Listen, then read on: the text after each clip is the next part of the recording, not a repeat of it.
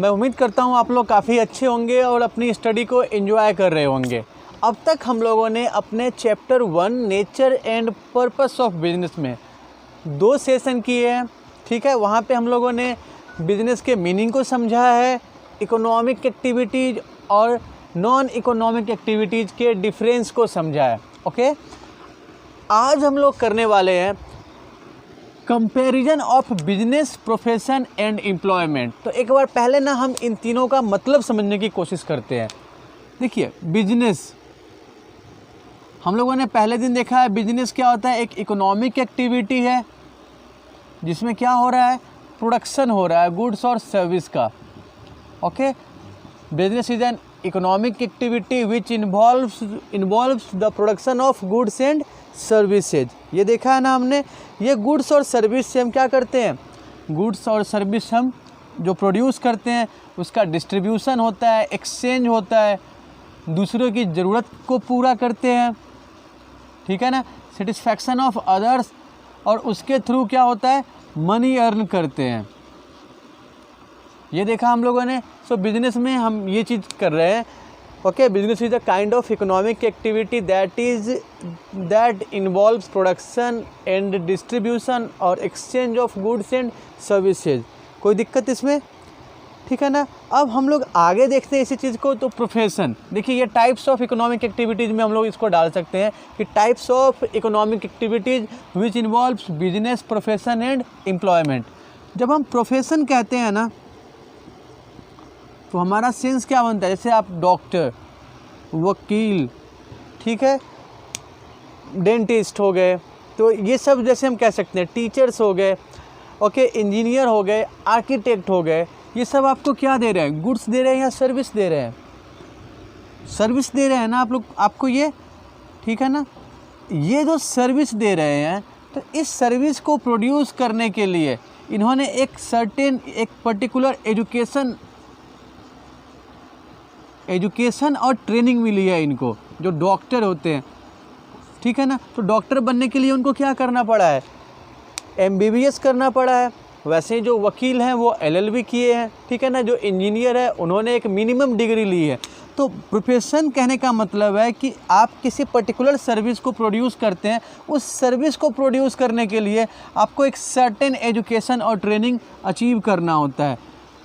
Education और training से आपको गुजरना होता है। और एक जो बॉडी है, बॉडी कहने का मतलब जैसे आप कह सकते हैं ना, एक ना अथॉरिटी है जो रेगुलेशन करती है इसका, वो आपको लाइसेंस देती है, सर्टिफाई करती है इस काम के लिए, ठीक है। जैसे हम बात करते हैं जो CA हो गए, चार्टर्ड अकाउंटेंट हो गए, तो इनको कौन सर्टिफाई करती है, ICAI, ठीक है ना। वैसे ही जो डॉक्टर्स हो गए उनको कौन करती है, IMA, इंडियन मेडिकल एसोसिएशन, ठीक है। वकील हो गए, उनके ग्रुप होते हैं, बार काउंसिल कहलाते हैं।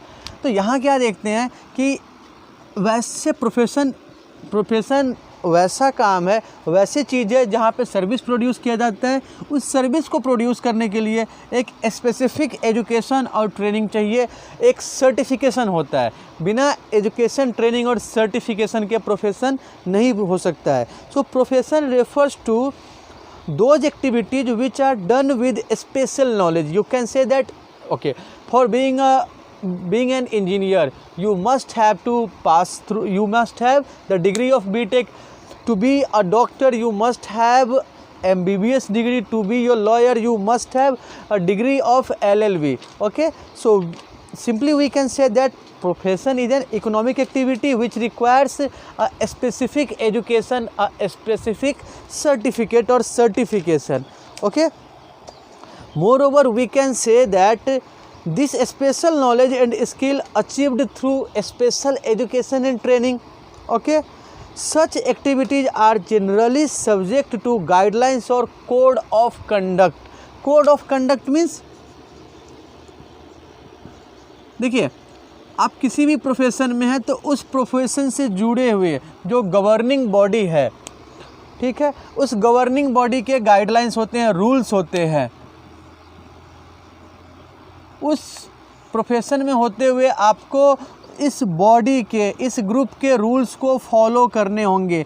यही जो रूल्स हर एक प्रोफेशनल को अपने जो कंसर्न उसका प्रोफेशनल फील्ड है, जो रिलेटेड प्रोफेशनल फील्ड है, उससे रिलेटेड जो भी रूल्स होंगे वो उसको फॉलो करने होंगे, ठीक है ना। जैसे हम कह सकते हैं कि इंडियन मेडिकल एसोसिएशन जो डॉक्टर्स का हो गया, जो वकीलों, जो लॉयर्स के एसोसिएशन है, तो जो ये लॉयर्स के एसोसिएशन है उसके जो ग्रुप होंगे उसको ये फॉलो करेंगे, उसके ग्रुप के जो भी रूल्स होंगे फॉलो करना होगा इसके हर एक मेंबर को। क्लियर है ना। तो ये प्रोफेशन हो गया हमारा। अब हम अगर एम्प्लॉयमेंट की बात करते हैं तो एम्प्लॉयमेंट में आप क्या देखते हैं कि दो पार्टी है। एम्प्लॉयमेंट में क्या देखते हैं हम लोग, दो पार्टी हैं, जिसको आप हिंदी में नौकरी कहते हैं। तो आप सिंपली क्या देखते हैं, एक नौकरी करने वाला है और एक नौकरी करवाने वाला है। इसमें एक काम होता है, ठीक है, कोई भी जॉब आप कर सकते हैं। दो पार्टी कौन कौन से हैं, एम्प्लॉयर और एम्प्लॉई। यहाँ पे यही दो पार्टी है ना, एम्प्लॉयर एंड एम्प्लॉई। एम्प्लॉई और एम्प्लॉयर के बीच में क्या होता है, एक डील कह सकते हैं आप, एक, ठीक है, एक पर्टिकुलर कोई काम होगा, जॉब होगा, इसी जॉब से एम्प्लॉई, एम्प्लॉयर और एम्प्लॉई रिलेट करते हैं, ठीक है ना। एम्प्लॉयर को ये काम करवाना है, ठीक है, और एम्प्लॉई ये काम करेगा, ये दोनों डील करते हैं, ठीक है। एम्प्लॉयर इस काम के बदले में कुछ पैसा इनको देगा, जिसको आप वेज कह सकते हैं, मजदूरी कह सकते हैं, ठीक है ना। तो अब क्या है, एम्प्लॉयर और एम्प्लॉई के बीच में एक डील है एक काम को लेके। अब यहाँ पे जो कंडीशन होंगे, देखिए हमने क्या देखा है कि प्रोफेशन में एक स्पेसिफिक एजुकेशन और ट्रेनिंग चाहिए। यहाँ पे वो चीज़ हो भी सकती है, वो नहीं भी हो सकती है, ये डिपेंड किस पे करता है, जॉब पे, ठीक है ना। ये काम पे डिपेंड करता है कि कैसा वहाँ पे एजुकेशनल क्वालिटी कितनी होनी चाहिए, कैसी होनी चाहिए। That depends upon the nature of the job that has been decided by the employer. Okay, so here we can notice an agreement between employer and employee about a specific job that is to be done by the employee. Okay, तो आइए हम लोग ना आज इसी तीनों में differences देखते हैं। आज हम लोग यही करने वाले हैं कि इनके बिजनेस में, प्रोफेशन में और एम्प्लॉयमेंट में क्या डिफरेंस है, ठीक है। तो चलिए शुरू करते हैं आज के टॉपिक को हम लोग, द डिफरेंसेज और डिफरेंस बिटवीन बिजनेस, प्रोफेशन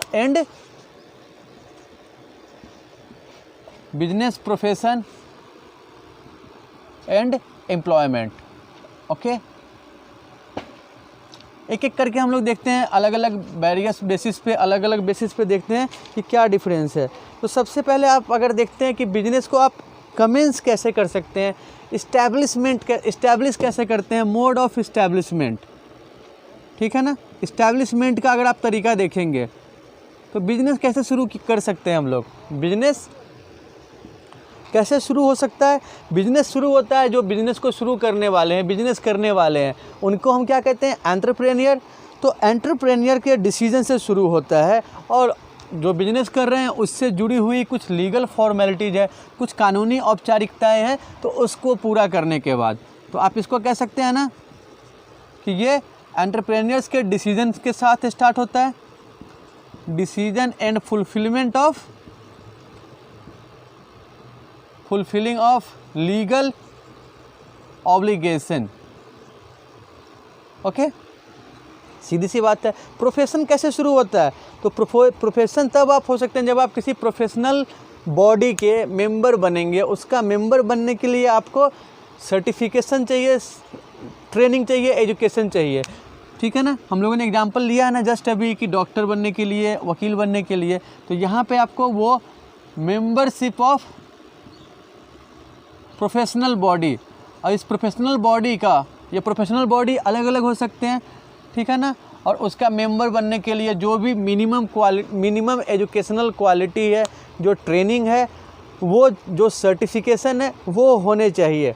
और एम्प्लॉयमेंट में हम क्या देख रहे हैं कि एम्प्लॉयमेंट में एम्प्लॉई और एम्प्लॉयर के बीच का एक एग्रीमेंट है, ठीक है ना। तो ये कैसे शुरू होता है, एग्रीमेंट बिटवीन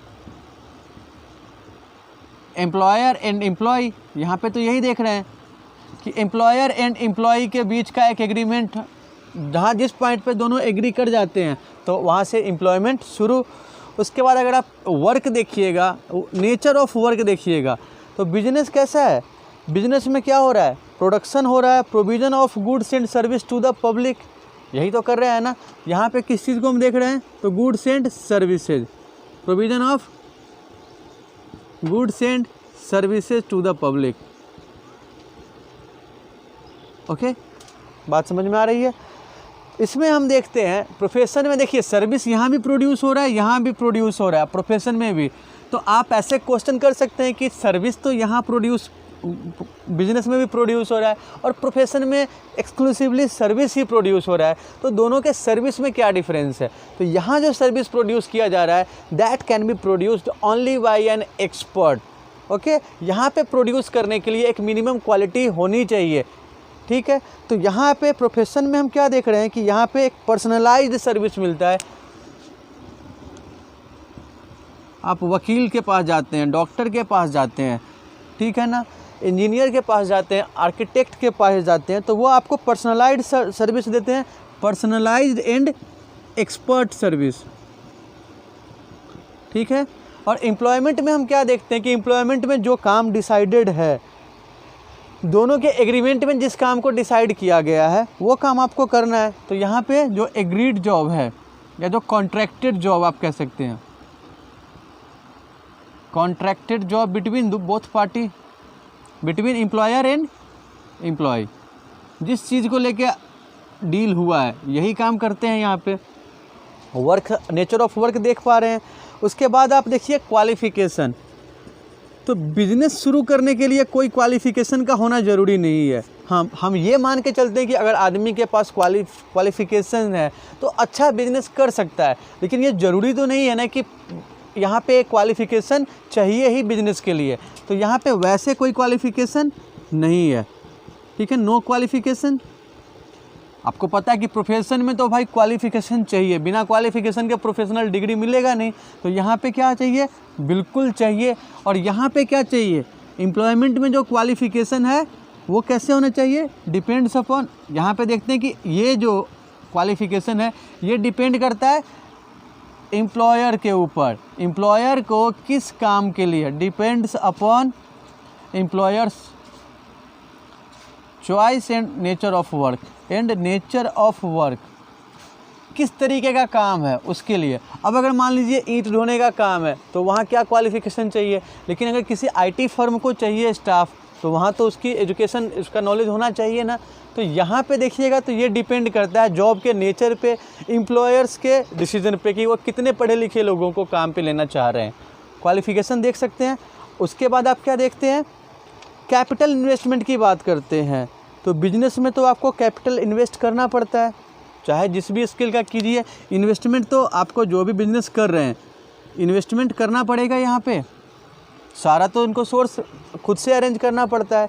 प्रोफेशनल में क्या है कि प्रोफेशनल में ज़्यादा आपको इन्वेस्ट नहीं करना पड़ता है, फिर भी थोड़ा बहुत आपको इसलिए करना पड़ता है, जैसे आपको अपना ऑफिस खोल रहे हैं, कोई चैम्बर खोल रहे हैं, क्लिनिक खोल रहे हैं, तो उसके लिए तो पैसा आपको लगाना पड़ेगा ना। तो यहाँ पे कह सकते हैं कि लिमिटेड इन्वेस्टमेंट होगा आपका। नौकरी में आपका कोई इन्वेस्टमेंट नहीं है, ठीक है, एक दूसरे की कंडीशन पे आपको काम करना है, बस उस कंडीशन पे आप एग्री होते हैं और आप नौकरी स्टार्ट कर देते हैं, आपका एम्प्लॉयमेंट स्टार्ट हो जाता है, ठीक है। रिटर्न की बात कीजिए, रिटर्न और रिवार्ड मतलब जो आप ये कर रहे हैं उसके बदले जो आपको मिलता है उसको क्या कहते हैं। तो आपको बिजनेस में जो रिटर्न आता है उसको हम क्या बोलते हैं, प्रॉफिट। प्रोफेशन में जो रिटर्न आता है उसको क्या कहा जाता है, फ़ी कहा जाता है ना। लॉयर्स क्या लेते हैं, फ़ी लेते हैं, डॉक्टर्स क्या लेते हैं, फ़ी लेते हैं। तो यहाँ पे क्या मिलता है, प्रोफेशनल फ़ी, या सिंपली आप फ़ी कह सकते हैं, ठीक है। और जो एम्प्लॉयमेंट में मिलता है वहाँ पे क्या मिलता है, वेज और सैलरी, ठीक है, वेज और सैलरी। चलिए एक छोटा सा काम आपको दिया जा रहा है, वेज और सैलरी में डिफरेंस है, टेक्निकल डिफरेंस है थोड़ा सा, ठीक है। सेंस दोनों का अभी तक हम लोग एक ही समझते आए हैं, तो आप अपने लेवल से पहले इन दोनों का डिफरेंस खोजेंगे आज। अगर नहीं अगर कोई दिक्कत आ रही है तो प्लीज़ आप शेयर कीजिएगा, हम लोगों के जो इंटरेक्टिव सेशन होते हैं वहाँ पे ये क्वेश्चन आप रेज कीजिएगा। वैसे आपको इंडिविजुअल लेवल से पहले इसका डिफरेंस खोजना है, ठीक है। चलिए एक काम ये हो गया आपके लिए। फिर हम देखते हैं, रिटर्न देख चुके हैं हम लोग, रिस्क की बात करते हैं। तो बिजनेस में क्या है, रिस्क ज़्यादा है, बिजनेस में तो रिस्क ज़्यादा है, ठीक है ना। प्रोफेशन में देखिएगा तो प्रोफेशन में उसके हिसाब से रिस्क क्या है, कम है ना। प्रोफेशन में रिस्क आपको कम दिखाई दे रहा है, ठीक है। तो इसके हिसाब से ज़्यादा रिस्क है नहीं, लेस कह सकते हैं आप। एम्प्लॉयमेंट में भी कम रिस्क है। एम्प्लॉयमेंट में किस तरीके का रिस्क होगा कि आपको जॉब से टाइम से पहले निकाल सकते हैं या वैसा कुछ। तो बिजनेस के डिग्री, बिजनेस में जितना रिस्क है उतना तो एम्प्लॉयमेंट में आप रिस्क नहीं देख पा रहे हैं ना। तो एम्प्लॉयमेंट में भी हम कह सकते हैं कि रिस्क, अमाउंट ऑफ रिस्क क्या है, कम है, ठीक है। या आप कह सकते हैं कि वहाँ पे नहीं है, इनके कंपैरिजन में नो रिस्क, ठीक है। अब उसके बाद आप देखिए code of conduct. Code of conduct वही हम समझ रहे हैं कि गाइडलाइंस हैं जो आपको फॉलो करने हैं। तो बिजनेस में देखते हैं, बिजनेस में no code of conduct is prescribed. Service में कोड ऑफ कंडक्ट होता है, आपको फॉलो करना है। और एम्प्लॉयमेंट में क्या होता है कि जो एम्प्लॉयर्स के कंडीशन है उसके अकॉर्डिंग आपको बिहेव करना है, उसके अकॉर्डिंग ही आपको करना है। तो यहाँ पे ये जो कोड ऑफ कंडक्ट होता है, decided by the employer, decided by the employer, ठीक है ना। कोई दिक्कत इसमें।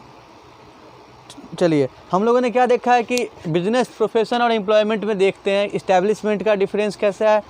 वर्क देख रहे हैं, क्वालिफिकेशन देख रहे हैं, इन्वेस्टमेंट देख रहे हैं, रिटर्न देख रहे हैं, रिस्क देख रहे हैं, कोड ऑफ कंडक्ट देख रहे हैं, ठीक है। अब एक चीज़ हम लोग इसमें और लेके चलते हैं कि जो आपका ट्रांसफ़र ऑफ इंटरेस्ट है। ट्रांसफ़र ऑफ इंटरेस्ट कहने का मतलब हमारा ये है कि जैसे बिज़नेस आप कर रहे हैं तो उस बिज़नेस को आप ट्रांसफ़र कर सकते हैं, आपके बाद किसी और के नाम से आप कर सकते हैं। लेकिन प्रोफेशन, आप डॉक्टर हैं तो आप ऑपरेशन कर रहे हैं, आपकी जगह पे आपके रिलेटिव ऑपरेशन नहीं कर सकते हैं, नहीं कर सकते हैं ना। तो वहाँ पे क्या है कि यहाँ पे जो ट्रांसफ़र ऑफ ड्यूटी और इंटरेस्ट है, बिज़नेस में ट्रांसफरेबल है, प्रोफेशन में बिल्कुल भी ट्रांसफरेबल नहीं है।